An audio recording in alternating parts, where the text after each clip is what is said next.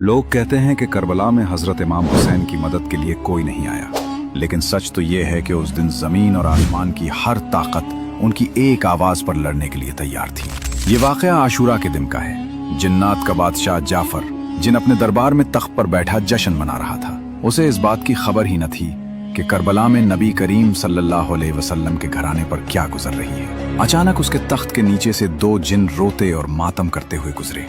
जाफर ने उन्हें रोका और पूछा, अरे आज तो खुशी का दिन है, तुम लोग क्यों रो रहे हो? इन जिन्नात ने रोते हुए जवाब दिया, ऐ बादशाह, क्या आपको खबर नहीं? अभी हमारा गुजर करबला की सरजमीन से हुआ है। वहां हमने देखा कि रसूलुल्लाह सल्लल्लाहु अलैहि वसल्लम के प्यारे नवासे हुसैन इब्न अली खून में लथपथ हैं। उन पर तीरों की बारिश हो रही है और वो सजदे में हैं। ये सुनते ही जाफर जिन के कदमों तले से जमीन निकल गई। उसने फौरन जश्न रोक दिया, सर से ताज उतार फेंका और जंगी लिबास पहन लिया। उसने अपनी तलवार निकाली और जिन्नात के एक बड़े लश्कर को लेकर हवा से भी तेज रफ्तार में करबला की तरफ रवाना हो गया। जाफर कहता है, जब मैं करबला की फजाओं में पहुंचा तो मैंने एक अजीब मंजर देखा। वहां सिर्फ यजीदी फौज ही न थी, बल्कि आसमान से लेकर जमीन तक फरिश्तों, अंबिया और जिन्नात की कतारें खड़ी थी। सब अपनी बारी का इंतजार कर रहे थे कि इमाम हुक्म दें तो वो दुश्मनों को खत्म कर दें। भीड़ इस कदर ज्यादा थी कि जाफर को रास्ता नहीं मिल रहा था। इसी लम्हे इमाम हुसैन रजी अल्लाह अन्हु ने नजर उठाई और फरमाया, जाफर मेरे पास आओ। जाफर जिन रोता हुआ इमाम के कदमों में गिर गया और अर्ज की, आका मेरे पास जिन्नात की बहुत बड़ी फौज है, मुझे इजाजत दें, मैं पलक झपकते ही उन यजीदियों को राख कर दूंगा, उनका नाम और निशान मिटा दूंगा। मगर इमाम हुसैन रजी अल्लाह अन्हु ने निहायत सुकून से फरमाया, नहीं जाफर, रुक जाओ। अगर मैं चाहूं तो एक इशारे में दुनिया पलट दूं, लेकिन मैं अपने नाना के दीन को बचाने के लिए और अपने रब की रजा के लिए ये सब्र कर रहा हूँ। मुझे अपने अल्लाह की मर्जी सबसे ज्यादा अजीज है। दोस्तों याद रखना, करबला में इमाम हुसैन रजी अल्लाह अन्हु बेबस नहीं थे।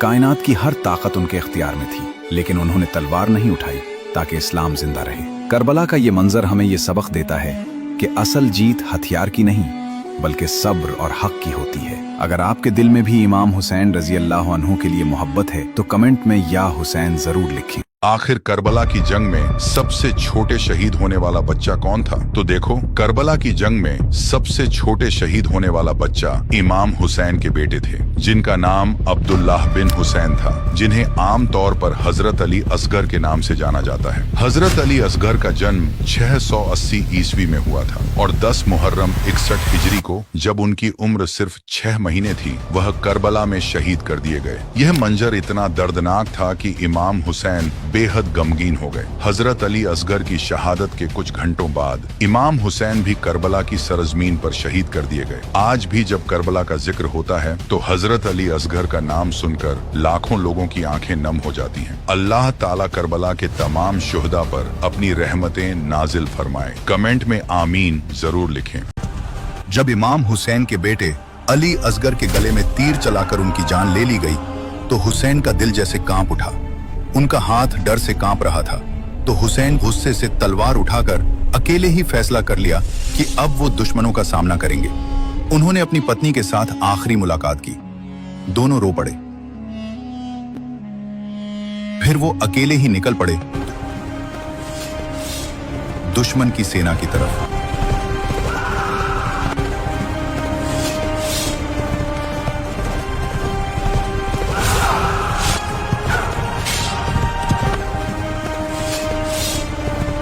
वो अकेले ही दुश्मनों की सेना को चीरते हुए आगे बढ़ रहे थे।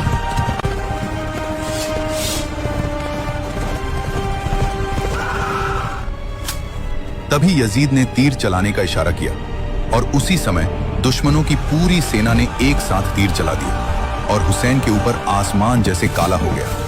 हुसैन के शरीर में हजारों तीर आकर लग गए और हुसैन घोड़े से नीचे गिर पड़े। तभी उनका घोड़ा हुसैन की पत्नी की तरफ भागता हुआ निकल पड़ा।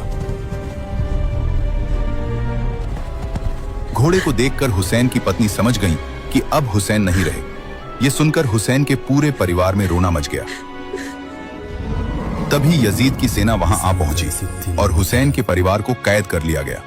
उन्हें जंजीरों में जकड़कर यजीद के पास ले जाया गया।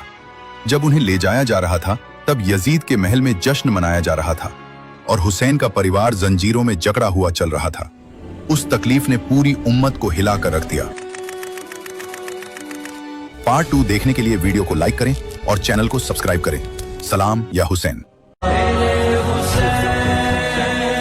तुझे सलाम मेरे हुसैन, तुझे सलाम मेरे हुसैन, तुझे सलाम मेरे हुसैन।